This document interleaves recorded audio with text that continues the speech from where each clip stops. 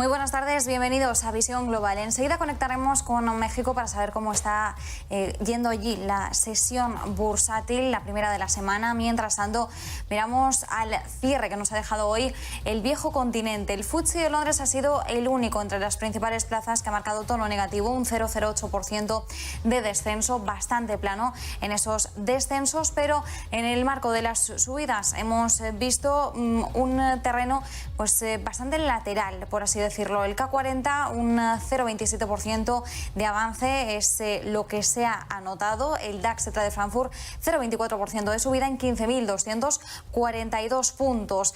Siguiendo la misma tónica, hemos visto también al MIPTEL italiano, 0,31% de subida, y el IBEX 35 desmarcándose de ese rango tan lateral, 1,36% de ganancia, 8.674,6 enteros. Dentro de este impulso que ha vivido el IBEX 35, las principales ganancias las ha liderado Banco Sabadell, 7,46% de repunte, superando los 91 céntimos de euro la acción. Hemos visto también hoy la fortaleza del sectorial bancario y, ojo, también del turismo. IAG y AENA, segundo y tercer que más han subido en el día, 4,5% de ganancia para IAG y repunte del 4,2% para AENA. CaixaBank y Bankinter cierran el top 5, así que tendríamos banca y turismo por excelencia, con subidas superiores al 3%, casi del 4% en el caso de CaixaBank. En el lado contrario, Laboratorios Rovi sigue con descensos, en este caso liderando las pérdidas, 5,7% de caída para los laboratorios. Siemens Gamesa, 2,8% de recorte, y le sigue Almiral con un 2,7%. También otra farmacéutica, Farmamar, se ha notado una caída del 1,6%. Al otro lado del charco, en Estados Unidos, seguimos asistiendo a subidas del 0,75% para el Nasdaq, del 0,59% para el Standard & Poor's 500 y del 0,83% para el Dow Jones de Industriales. Sin embargo, hoy la nota negativa la están poniendo algunas farmacéuticas. Es el caso de Pfizer o de Novavax, que hoy están cayendo con fuerza después de haber presentado sus cuentas trimestrales, y de hecho estamos viendo ese efecto arrastre en otras del sector, como por ejemplo Moderna, que está recortando más de un 4%, o Regeneron Farmacéuticas, que se deja un 0,38%. Serían algunos de los principales movimientos en el día de hoy, algunas de las principales protagonistas en el lado empresarial, y pendientes, como decíamos, de ese dato de IPC en Estados Unidos que vamos a conocer el próximo jueves. En este entorno es un placer saludar a José Ricardo Rangel. José Ricardo, muy buenas. ¿Cómo ha amanecido allí la bolsa? Muy buenas tardes, amigos. Marta, pues vaya, aquí estamos en terrenos positivos precisamente. Estamos teniendo una ligera recuperación. Recordemos que el día viernes tuvimos un ligero ajuste, y en el índice de precios y cotizaciones ya llegamos justo en este momento a las 52,000 unidades, lo que corresponde un 1,45 a la alza. Es importante comentar que también el tipo de cambio, bueno, tenemos una ligera depreciación de nuestra moneda, peso frente al dólar, lo que corresponde a 20 pesos con 62 centavos por cada dólar. Y bueno, el tipo de comercio del barril de petróleo Brent está a $91 por barril. Esto es importante. Estamos teniendo una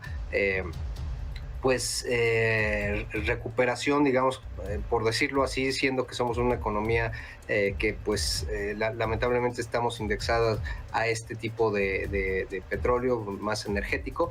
Pero bueno, en otros rubros tenemos la parte sobre todo de quiénes son los que están a la defensiva en este entorno del índice de precios y cotizaciones. Tenemos la parte de las aerolíneas con Volaris con 5,33 a la alza, Grupo Aeroportuario del Centro con 4,48 a la alza, Alfa con 3,55 a la alza. Esto es la parte industrial.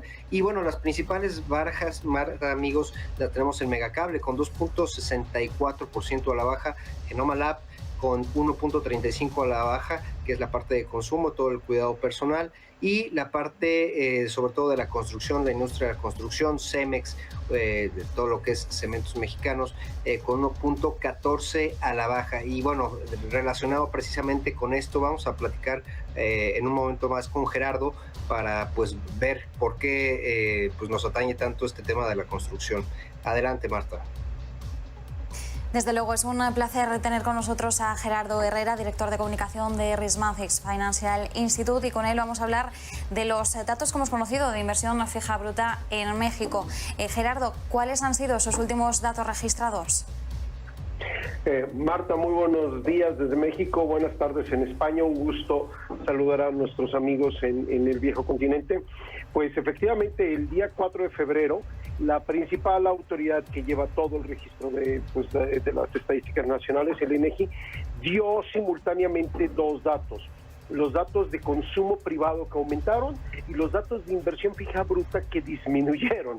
Y bueno, pues amigos, sabemos que de los 4 componentes fundamentales del Producto Interno Bruto, pues 2 son estos: consumo e inversión. El consumo es importante pues para la recuperación económica de corto plazo, pero la inversión es importante para sostener esa recuperación económica a largo plazo. Ninguna economía crece a largo plazo si no hay inversión. Entonces, como se verá en un momento en un cuadro, mientras que el consumo privado en el mes de noviembre, que es el último dato oficial, creció un 0.7% con respecto al mes de octubre, ¿sí? La inversión fija bruta disminuyó un 0.1%, y bueno, se va a poder ver en el cuadro que justamente está estancada básicamente desde mediados de año, con ligera tendencia a la baja. Y dentro de esta inversión fija bruta, como efectivamente ya nos adelantaba José Ricardo, el sector más perjudicado fue construcción. Maquinaria, de hecho, creció un 0.2%, pero la construcción cayó un 0.7%, particularmente la construcción residencial. Es decir, el sector inmobiliario en México no se está moviendo, está estancado, y de hecho está retrocediendo ligeramente. Y pues sabemos que una de las primeras señales de que el consumidor siente que hay perspectivas de largo plazo es la compra de casas. La inversión en sector residencial, la construcción de casas, es un gran indicador de perspectivas de largo plazo. Entonces, pues así lo tenemos. Las perspectivas de corto plazo no fueron malas, pero después de todo recordemos que en noviembre pues ya empezaba la temporada navideña, y en noviembre el incremento del consumo pues también se puede explicar por algo fundamental. México tiene su principal iniciativa de ventas, un poco parecido al Black Friday americano de Thanksgiving. México lo tiene también en noviembre, que se le llama el Buen Fin, que es una gran jornada de 4 o 5 días de ofertas, descuentos, etcétera. Entonces eso lo puede explicar. Entonces, si vemos estos dos en conjunto, pues el corto plazo bien, el largo plazo estancado, ¿sí? Y en un año que, como ya discutíamos la semana pasada, pues las perspectivas de recuperación están estancadas, esto no es una buena noticia. Habrá que ver qué datos tenemos hacia los siguientes meses. Ojalá el sector construcción se recupere, porque el sector maquinaria, que está relacionado con toda la planta manufacturera, fuertemente relacionada con el sector industrial norteamericano, sí está creciendo. Sigue creciendo establemente, poco, pero sigue creciendo establemente conforme Estados Unidos se recupera. Gerardo, precisamente esta semana se dan los datos de inflación, y tenemos próximamente la reunión de Banxico, la primera reunión de Banxico, pues que vamos a, pues, ¿qué podríamos esperar en esta reunión? Bien, la primera reunión del Banco Central de México es justamente el 10, el jueves. Hay mucha especulación de si el Banco de México se adelantará a la Reserva Federal anunciando un alza de tasas. Yo me inclino a pensar que va a esperar que la Reserva Federal empiece a subir tasas, pero no descartaría absolutamente nada. Sería perfectamente posible que el jueves tuviéramos algún anuncio, aunque justamente con estos datos de inversión fija bruta estancada, con ligera tendencia a la baja, un alza de tasas no es conducente a una recuperación. Entonces estoy seguro que este aspecto, particularmente que la caída de la inversión fija bruta fue más fuerte en el sector construcción, yo creo que esto va a ser uno de los factores que tomarán en cuenta el gobernador y los subgobernadores del Banco Central. si en un momento en que la construcción, que es tan importante para cualquier economía, está estancada, si es conveniente subir tasas de interés que van a afectar directamente préstamos hipotecarios, ¿sí? Entonces, yo creo que va a ser muy interesante ver la resolución del Banco Central el próximo jueves. Como dije, yo me inclino a pensar que esperarán hasta marzo señales de la Reserva Federal, pero Banco de México ya nos sorprendió 2 veces a finales del año pasado, podría sorprendernos una tercera vez.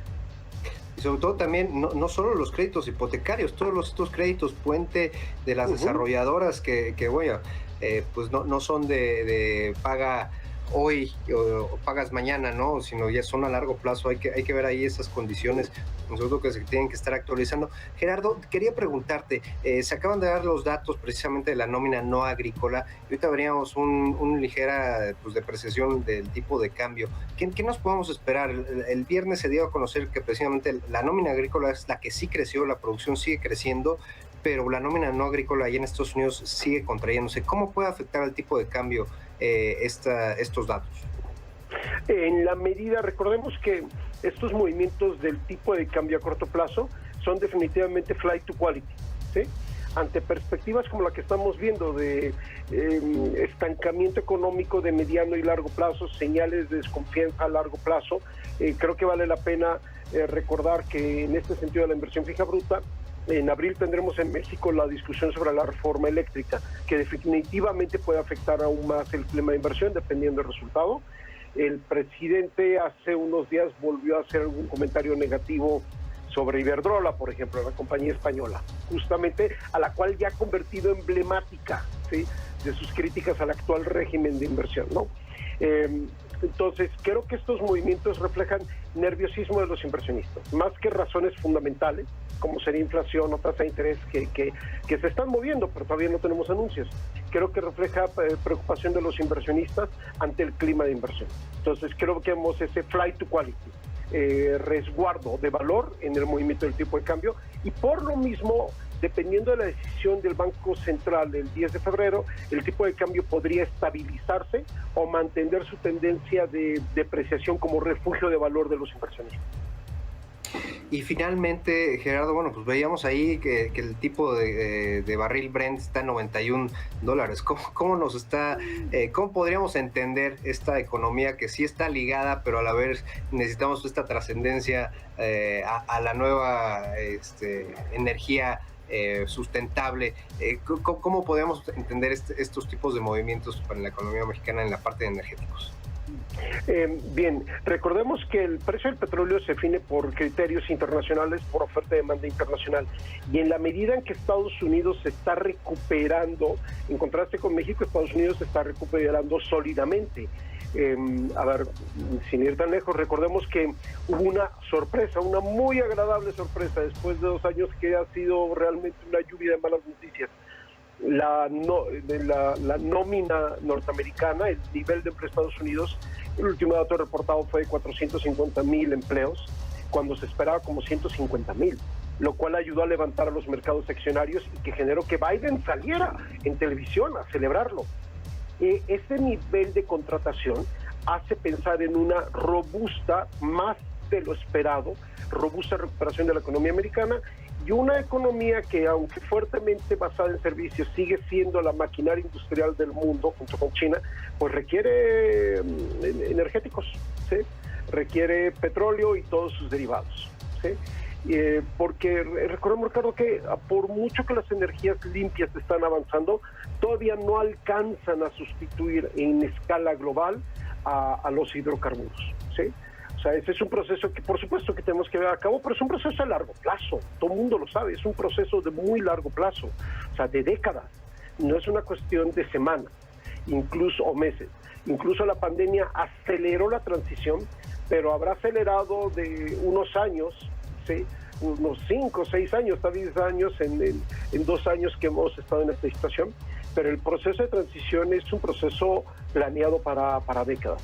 Greenspan, el famoso jefe de la Reserva Federal hasta 2008-2009, en su libro, en su famoso libro, señala que aún si se destinara la totalidad de la producción de maíz a producir etanol, por ejemplo, un biocombustible, sustituyendo a los hidrocarburos. Eso no cubriría más del 30-35% de las necesidades energéticas de Estados Unidos, ¿sí? Y no podríamos hacerlo, porque si destináramos la totalidad de la producción de maíz, recordemos que Estados Unidos es el primer productor de maíz del mundo. Si Estados Unidos destinara la totalidad de la producción de maíz a producir etanol, a alimentar máquinas, el precio del maíz a nivel global se dispararía. ¿Sí? Entonces, sustituir petróleo por etanol, sustituir gasolina por etanol, implicaría que un alimento básico para muchas economías, como la mexicana, ¿sí? El maíz es básico para la dieta del mexicano, se dispararían de precio. Entonces, no es tan fácil hacerlo, ¿sí? Tienes que ir cuidando equilibrios, ¿sí? Entre energías limpias y sustitución de hidrocarburos. Entonces, no me sorprende que ante muy buenos datos de crecimiento del empleo en Estados Unidos, renovadas perspectivas optimistas de la recuperación norteamericana, que ya venía fuerte en 2021 y que seguirá en 2022, el precio del petróleo está subiendo porque son expectativas del hidrocarburo que va a alimentar esa recuperación. Ya estaríamos viendo niveles de kilo de tortilla por encima del euro cuando estamos cotizando más o menos por ahí de 75, 60 centavos de euro por kilo más o menos, ¿no? Exactamente. Nos entiendan nuestros amigos allá en Europa. Pues Marta, así están los datos con mi querido Gerardo Herrera, director de comunicaciones de Rissmatic Financial Institute. Muy interesante, muchísimas gracias Gerardo como siempre por acompañarnos estos minutos en Visión Global. Seguiremos vigilando por supuesto los precios del petróleo con un West Texas que superaba estos últimos días los $90 el barril, vuelve a situarse un poquito por debajo, pero bueno, seguimos viendo esos niveles de los $90 y por lo que apuntan los analistas, pues pronto podríamos verlo en esos $100. La cuestión es durante cuánto tiempo más se van a mantener así de elevados esos precios del crudo en estos momentos a uno y otro lado del charco. Gerardo, como siempre, muchísimas gracias. Muchas gracias, Marta. Un gran saludo desde México. Buenos días en México, buenas tardes en España. Y José Ricardo, como siempre, muchísimas gracias. Volveremos a conectar contigo mañana. Gracias a ti, Marta. Abrazo a todos. Nosotros nos despedimos. Hasta mañana. Volvemos con más Visión Global a partir de las 6 de la tarde.